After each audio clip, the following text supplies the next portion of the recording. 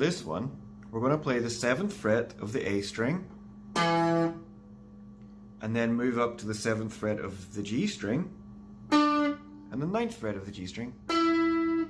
So that first 3 notes are like that.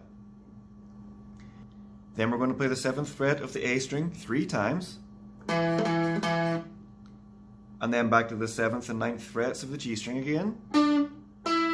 We come back to those 2 notes the whole way through the riff, every time. Then we play the 7th fret of the A string another 3 times. So all together we have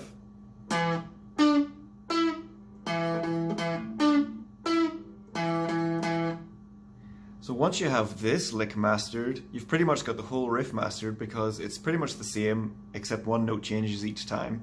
And it's this first note that will change each time, but we always come back to the 7th and 9th frets of the G string.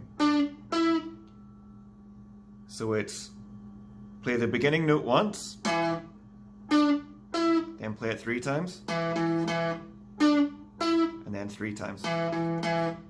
So all together.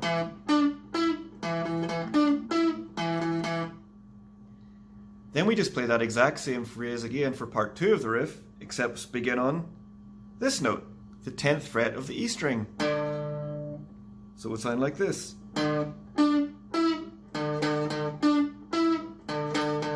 So 1, 3, another 3. So all together we've got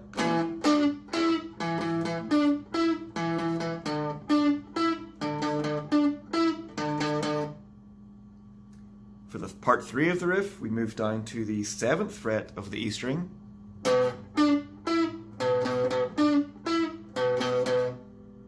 and for part 4 of the riff, we just move up 1 fret to the 8th fret of the E string.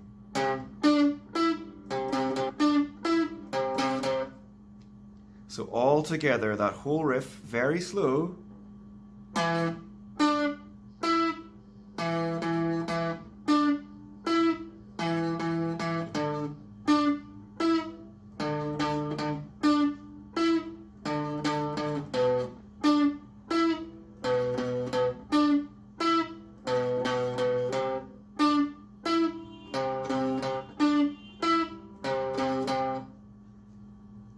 So the 4 different beginning notes are the 7th fret of the A string,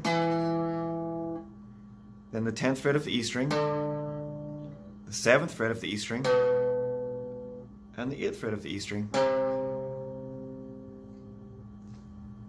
For this one, it also helps if you learn to mute the strings when playing the notes on the 7th and 9th fret.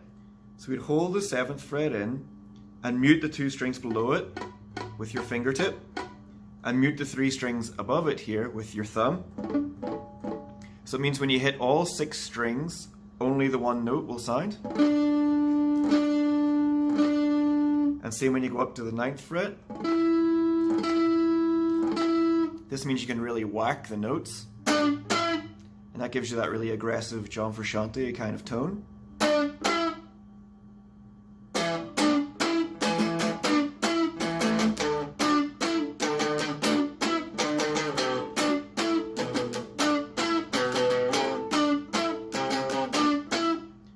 For a mistake there, but you get the idea for how to get the tone. For this riff, you want to use a clean tone with the neck pickup on a Strat, and also just add a little bit of grit. And as mentioned, really try and get your muting down so you can whack the strings to have the notes really aggressively sound out, and that will really help you capture that Frusciante tone. This is a fun one, so have fun with it, and I'll see you next time.